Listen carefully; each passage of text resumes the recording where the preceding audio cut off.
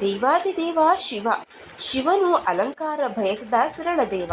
ಅತ್ಯಂತ ಶಕ್ತಿವಂತನಾದರೂ ಶಿವನು ಭಸ್ಮವನ್ನ, ಸರಳ ಪೂಜಾ ವಿಧಾನವನ್ನೇ ಬಯಸ್ತಾನೆ. ನಿರ್ಮಲ ಮನಸ್ಸಿನಿಂದ ಸಲ್ಲಿಸುವ ಪೂಜೆ ಶಿವನಿಗೆ ಅತ್ಯಂತ ಸಂತೋಷ. ಯಾರು ಶ್ರದ್ಧಾ ಭಕ್ತಿಯಿಂದ ಪೂಜೆಯನ್ನು ಸಲ್ಲಿಸ್ತಾರೋ ಅವರಿಗೆ ಶಿವನ ಆಶೀರ್ವಾದ ಶೀಘ್ರವಾಗಿ ದೊರೆಯುತ್ತೆ. ಶಿವ ಪುರಾಣ ಹಾಗೂ ಇತರ ಹಿಂದೂ ದಂತಕಥೆಗಳ ಪ್ರಕಾರ ಶಿವನಿಗೆ ಕೆಲವೊಂದು ಧಾನ್ಯಗಳು ಅತ್ಯಂತ ಪ್ರಿಯವಾದ ವಸ್ತುಗಳು. ಶಿವಪೂಜೆಗೆ ಅಥವಾ ವ್ರತವನ್ನ ಮಾಡುವಾಗ ಇಂತಹ ಶಿವನಿಗೆ ಇಷ್ಟವಾಗುವಂತಹ ಧಾನ್ಯಗಳನ್ನ ಪೂಜಾ ಪದ್ಧತಿಯಲ್ಲಿ ಬಳಸ್ಕೊಂಡ್ರೆ ಶಿವ ಸಂತುಷ್ಟನಾಗ್ತಾನೆ. ಜೊತೆಗೆ ಭಕ್ತರ ಜೀವನದಲ್ಲಿ ಸುಖ ಸಂತೋಷ ನೆಲೆಸುವಂತೆ ಹರಿಸ್ತಾನೆ. ಅವರ ಜೀವನದಲ್ಲಿ ಸದಾ ನೆಮ್ಮದಿ ಹಾಗೂ ಸಂತುಷ್ಟ ಭಾವನೆ ಇರುವಂತೆ ಮಾಡ್ತಾನೆ. ಹಾಗಾದ್ರೆ ಶಿವಪೂಜೆ ಅಥವಾ ವ್ರತವನ್ನ ಕೈಗೊಳ್ಳುವ ಸಮಯದಲ್ಲಿ ಶಿವನಿಗೆ ಇಷ್ಟವಾಗುವ ಧಾನ್ಯಗಳು ಯಾವುವು ಹಾಗೂ ಪೂಜಾ ಪದ್ಧತಿಯನ್ನು ಹೇಗೆ ಅನುಸರಿಸಬೇಕು, ಶಿವನನ್ನ ಸಂತುಷ್ಟನನ್ನಾಗಿ ಮಾಡೋದು ಹೇಗೆ, ಈ ಎಲ್ಲದರ ಬಗ್ಗೆ ಈ ವಿಡಿಯೋದಲ್ಲಿ ತಿಳಿದುಕೊಳ್ಳೋಣ. ನಮಸ್ಕಾರ ಸ್ನೇಹಿತರೆ, ಎಲ್ಲರಿಗೂ ಮಾನು ಮನೋಜ್ ಕನ್ನಡ ಯೂಟ್ಯೂಬ್ ಚಾನಲ್ಗೆ ಸ್ವಾಗತ.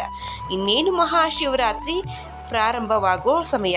ಹಿಂದೂ ಪಂಚಾಂಗದ ಪ್ರಕಾರ ಕೆಲವು ಮಾಸಗಳು ದೇವತೆಗಳ ಪೂಜೆಗೆ ಹಾಗೂ ಹರಕೆಯನ್ನು ಒಪ್ಪಿಸಲು ಪವಿತ್ರವಾದ ಸಮಯವನ್ನು ಒಳಗೊಂಡಿರುತ್ತವೆ.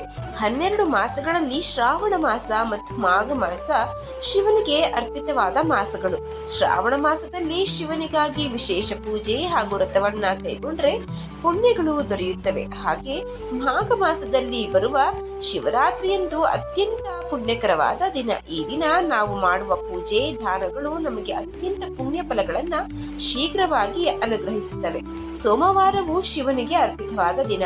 ಯಾವುದೇ ಸೋಮವಾರ ಹಾಗೂ ಶ್ರಾವಣ ಇಲ್ಲವೇ ಮಾಘ ಸೋಮವಾರದಂದು ಶಿವನಿಗೆ ರುದ್ರಾಭಿಷೇಕ ಪೂಜೆಯನ್ನ ಕೈಗೊಳ್ಳುವುದು ಹಾಗೂ ಆ ದಿನ ಪೂರ್ತಿ ಉಪವಾಸ ವ್ರತವನ್ನ ಆಚರಣೆ ಮಾಡುವುದು ಜೀವನದಲ್ಲಿ ಇರುವ ಪಾಪಕರ್ಮಗಳು ತೊಳೆದು ಹೋಗುವಂತೆ ಮಾಡುತ್ತೆ.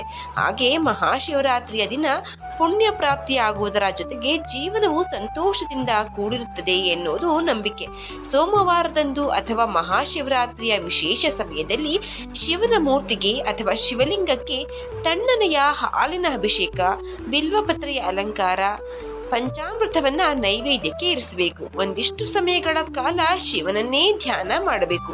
ಆಗ ಶಿವನ ಕೃಪೆಗೆ ಒಳಗಾಗಬಹುದು ಎನ್ನುತ್ತೆ ಶಿವಪುರಾಣ ಮತ್ತು ವೇದಗಳ ಉಲ್ಲೇಖ. ಸರಳತೆಯನ್ನೇ ಬಯಸುವ ಶಿವನನ್ನ ನಿಷ್ಕಲ್ಮಶ ಮನಸ್ಸಿನಿಂದ ಪೂಜೆ ಮಾಡಿದ್ರೆ ಬಹುಬೇಗ ಪ್ರಸನ್ನನಾಗ್ತಾನೆ. ಶಿವನ ಪೂಜೆಯನ್ನು ಹಾಗೂ ಧ್ಯಾನವನ್ನು ಮಾಡುವಾಗ ಶಿವನಿಗೆ ಕೆಲವು ವಿಶೇಷವಾದ ಧಾನ್ಯಗಳನ್ನ ಅರ್ಪಿಸಬೇಕು.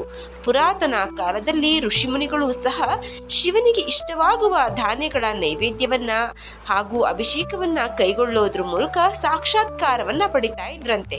ಧಾನ್ಯಗಳು ಸಾಮಾನ್ಯವಾಗಿ ದೈವಶಕ್ತಿಯನ್ನು ಹಾಗೂ ಸಕಾರಾತ್ಮಕ ಶಕ್ತಿಯನ್ನ ಆಕರ್ಷಣೆ ಮಾಡುತ್ತವೆ ಎಂದು ವೇದ ಹಾಗೂ ಪುರಾಣ ಕಥೆಗಳಲ್ಲಿ ವಿವರಣೆ ಮಾಡಲಾಗಿದೆ. ಶಿವನನ್ನ ಒಲಿಸಲು ಅಥವಾ ಶಿವನ ಆಶೀರ್ವಾದ ಪಡೆಯಲು ಈ ಕೆಳಗೆ ಹೇಳುವಂತಹ ಎಲ್ಲ ಧಾನ್ಯಗಳನ್ನ ಅರ್ಪಣೆ ಮಾಡಿ. ಮೊದಲನೇದಾಗಿ ಬಾರ್ಲಿ. ಜೀವನದಲ್ಲಿ ಸಾಕಷ್ಟು ಕಷ್ಟ ನೋವುಗಳನ್ನೇ ಅನುಭವಿಸುತ್ತಿದ್ದೀರಾ ಎಂದಾದ್ರೆ ಮಹಾಶಿವರಾತ್ರಿಯಂದು ವಿಶೇಷವಾದ ಪೂಜೆಯ ಜೊತೆಗೆ ಶಿವಲಿಂಗಕ್ಕೆ ಬಾರ್ಲಿಯನ್ನ ಅರ್ಪಿಸಬೇಕು. ಆಗ ಶಿವನ ಆಶೀರ್ವಾದ ದೊರೆಯುತ್ತೆ. ಜೊತೆಗೆ ಜೀವನದಲ್ಲಿ ಸಕಾರಾತ್ಮಕ ಶಕ್ತಿಗಳಿಂದ ಕಷ್ಟಗಳು ದೂರವಾಗುತ್ತವೆ. ಜೀವನದಲ್ಲಿ ಹೆಚ್ಚಿನ ಸಂತೋಷವನ್ನ ಅನುಭವಿಸುವವರು ಎಲ್ಲ ಕೆಟ್ಟ ಸಂಗತಿಗಳು ಸಹ ಜೀವನದಿಂದ ಹೊರಗಡೆ ಇಡಬಹುದು. ರಾಗಿ. ದಾಂಪತ್ಯ ಜೀವನದಲ್ಲಿ ವಿರಸ ಹಾಗೂ ನಮ್ಮ ದಾಂಪತ್ಯ ಜೀವನ ಸಾಮರಸ್ಯದಿಂದ ಕೂಡಿರ್ಬೇಕು ಅಂತ ಅಂದ್ರೆ ರಾಗಿಯನ್ನ ಶಿವಲಿಂಗಕ್ಕೆ ಅರ್ಪಿಸಬೇಕು. ವಿಶೇಷ ಪೂಜೆ ಹಾಗೂ ಪ್ರಾರ್ಥನೆಯನ್ನ ಕೈಗೊಳ್ಳೋದ್ರಿಂದ ವೈವಾಹಿಕ ಜೀವನದಲ್ಲಿ ಸಾಮರಸ್ಯ ಖಚಿತ. ಉತ್ತಮ ಸಂಗಾತಿಯನ್ನ ಜೀವನದಲ್ಲಿ ಪಡೆಯಬೇಕು ಎನ್ನುವ ಮನಸ್ಸನ್ನ ಹೊಂದಿರುವ ಅವಿವಾಹಿತರು ಕೂಡ ಶಿವಲಿಂಗಕ್ಕೆ ರಾಗಿಯನ್ನ ಅರ್ಪಿಸಬಹುದು. ಮನಸ್ಸಿನ ಆಸೆಗಳು ಬಹುಬೇಗ ನೆರವೇರುತ್ತವೆ. ಈ ಮೂಲಕ ಧಾರ್ಮಿಕ ವಿಧಿಯನ್ನ ಅನುಸರಿಸೋದ್ರಿಂದ ಮೋಕ್ಷ ಹಾಗೂ ಪುಣ್ಯ ಕೂಡ ಪ್ರಾಪ್ತಿಯಾಗುತ್ತದೆ. ದಾಂಪತ್ಯ ಜೀವನದಲ್ಲಿ ವಿರಸ ಹಾಗೂ ಬೇಸರವನ್ನ ಹೊಂದಿರುವವರು ಬೇಗನೆ ರಾಗಿಯನ್ನ ಶಿವಲಿಂಗಕ್ಕೆ ಅರ್ಪಿಸಿ ಮಹಾಶಿವರಾತ್ರಿಯಂದು. ಇನ್ನು ಅಕ್ಕಿ. ಅಕ್ಕಿ ಧಾರ್ಮಿಕವಾಗಿ ಅತ್ಯಂತ ಪವಿತ್ರತೆಯನ್ನು ಪಡೆದ ಒಂದು ಧಾನ್ಯ. ಅಕ್ಕಿ ಅಥವಾ ಅಕ್ಷತೆ ಇಲ್ಲದೆ ಹಿಂದೂ ಪೂಜಾ ವಿಧಿ ಹಾಗೂ ಶುಭ ಕಾರ್ಯಗಳಲ್ಲೂ ಅಪೂರ್ಣ.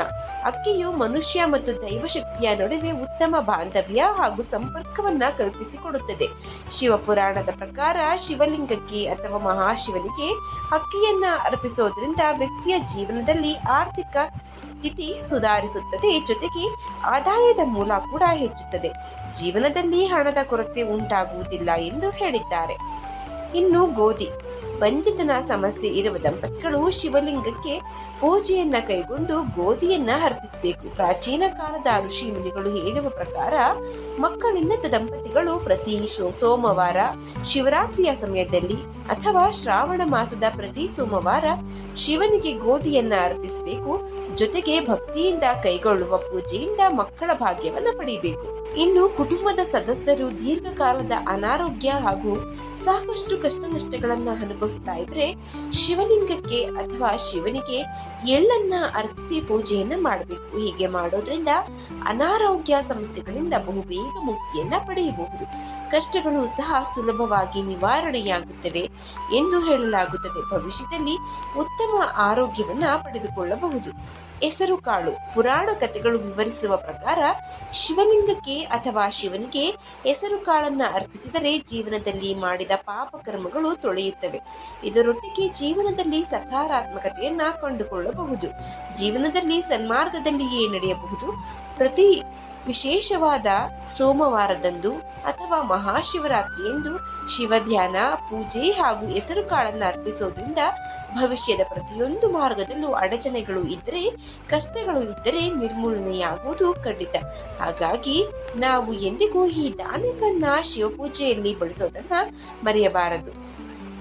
ಈ ಮಹಾಶಿವರಾತ್ರಿಯ ಶುಭ ಸಂದರ್ಭದಲ್ಲಿ ಈ ಎಲ್ಲ ಮಾಹಿತಿಗಳು ನಿಮಗೆ ಒಳ್ಳೆಯದನ್ನ ತಂದುಕೊಡಲಿ ಎಂದು ಹೇಳುತ್ತಾ ಈ ವಿಡಿಯೋವನ್ನ ಮುಗಿಸ್ತಾ ಇದ್ದೀನಿ. ಈ ಮಾಹಿತಿ ನಿಮಗೆ ಇಷ್ಟ ಆಗಿದ್ರೆ ದಯವಿಟ್ಟು ಶೇರ್ ಮಾಡಿ, ಲೈಕ್ ಮಾಡಿ. ವಿಡಿಯೋ ಬಗ್ಗೆ ನಿಮಗೆ ಏನ್ ಅನ್ನಿಸ್ತು ಅಂತ ಕಮೆಂಟ್ ಬಾಕ್ಸ್ ನಲ್ಲಿ ತಿಳಿಸಿ. ಚಾನಲ್ ಅನ್ನು ಸಬ್ಸ್ಕ್ರೈಬ್ ಮಾಡದೇ ಇದ್ರೆ ದಯವಿಟ್ಟು ಸಬ್ಸ್ಕ್ರೈಬ್ ಮಾಡ್ಕೊಂಡು ನೋಡಿ. ಧನ್ಯವಾದ.